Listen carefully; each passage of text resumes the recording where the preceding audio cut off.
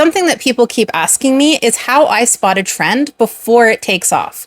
And I think they're expecting me to say that there's a tool, some paid dashboard that spits out next quarter's winners, and if you just had the login, you'd be fine. But there isn't one. I do use tools, and I'll show you where, but it's not where you would think. Here's the honest answer. By the time something shows up in a keyword tool, it's not early anymore. That tool is showing you what other sellers have already been listing for months. There are 4 places I actually look, and I'll walk you through 3 of them in order. The 4th one, you already own, it's free, and almost nobody uses it. I'll come back to that one at the end because it's the best one on the list. So let me tell you why I think this is worth 9 minutes of your time. Being early to a product isn't a nice bonus. It's the difference between 2 completely different businesses. Get there early and you're listing into a category with just a handful of competitors. Your listing gets seen because there's not much else to show. You set your own price because there's nothing else to compare to. And you quietly start gathering reviews, which is going to keep you at the top when everyone else starts piling in. Get to that same product 8 months later, and you're listing number 40,000, and your only lever to pull is price. So you lower your price, and then somebody undercuts that price, and then you undercut them, and then you're both working the same amount of work for less money. Same product, same effort. Completely different outcomes. And the difference between those 2 sellers isn't usually talent, and it isn't luck. It's where they were looking. I want you to picture walking into a big store in September. The Halloween aisle is up, and if you look closely, the colors have shifted from last year. Maybe there's less orange and black and more of a dusty, muted palette.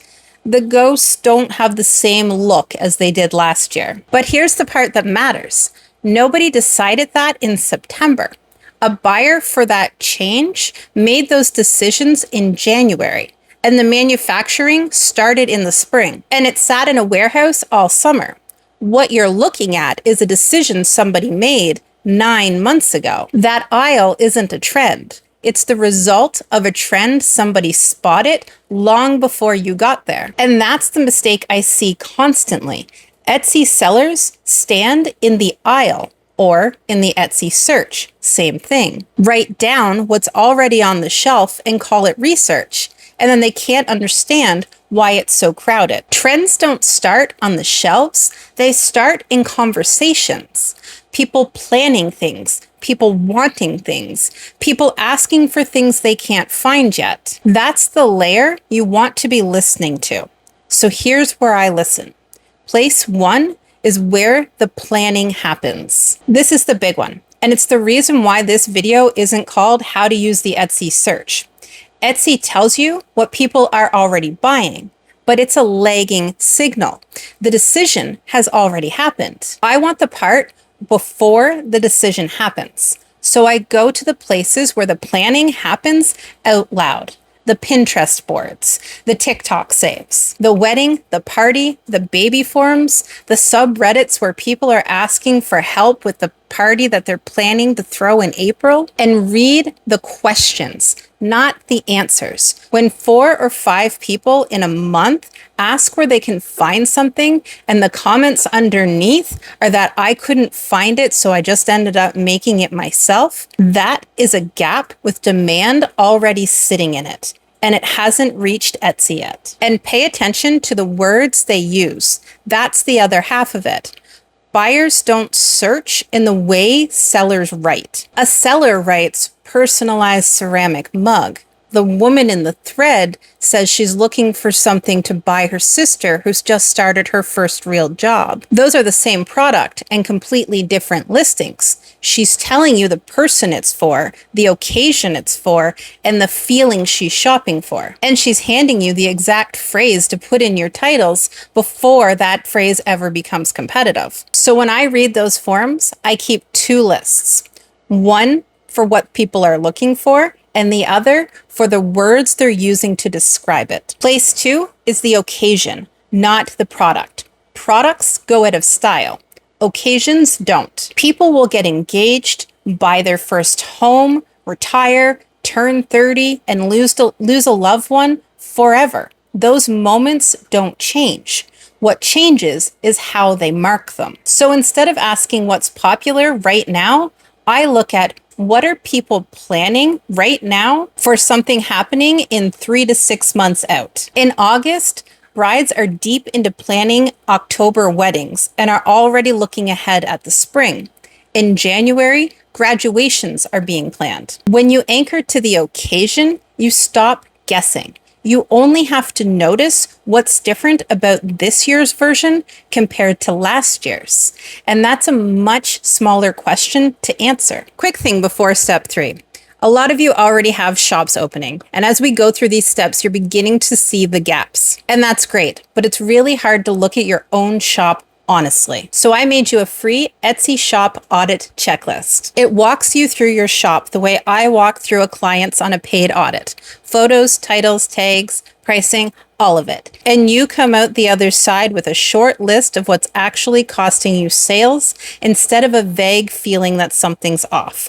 It's free and the link's below. Place 3, the tools last instead of first. I do use Everbee and I do use Etsy search. I just use them at the end. Discovery is noticing and validation is checking. The tools are used for checking. So once I have an idea from those two places, I go and ask, is the search volume moving up or is it flat? How many listings already exist? Are the shops ranking for it, long existing, or are newer shops getting traction as well? And if the tools show me that something's already hot, that's not a green light. That's the September aisle again. Somebody else found it first, and I'm looking at the end result. The 4th place. Now I said the 4th one is free, and you already own it, and you do.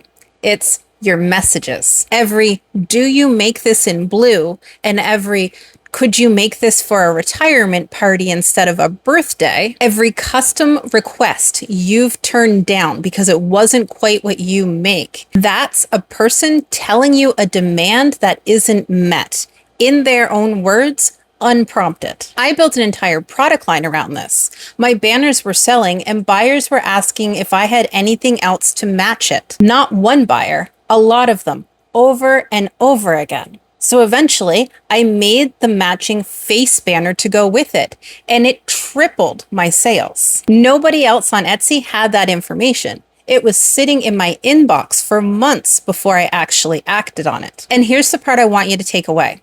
When that same request comes in 4 or 5 times, that's not a product idea. That's a customer telling you she exists and nobody's serving her properly yet. And that's the thing worth building an entire line around, not just 1 or 2 products. So I don't find trends early because I have a tool that you don't have. I find them because I'm listening to a layer below what most sellers are, where people plan, what they're planning for, and what my buyers keep asking me for. Success leaves clues. But the clues aren't on the shelf. They're in the conversation months before anything got put on the shelf. Start with your messages this week. Go back 3 months and write down every request you received that you said no to. It's free. It takes about 20 minutes, and it's the most specific market research you will ever have because it's about your buyers and nobody else has it. If this was useful, hit subscribe, and I'll see you in the next one.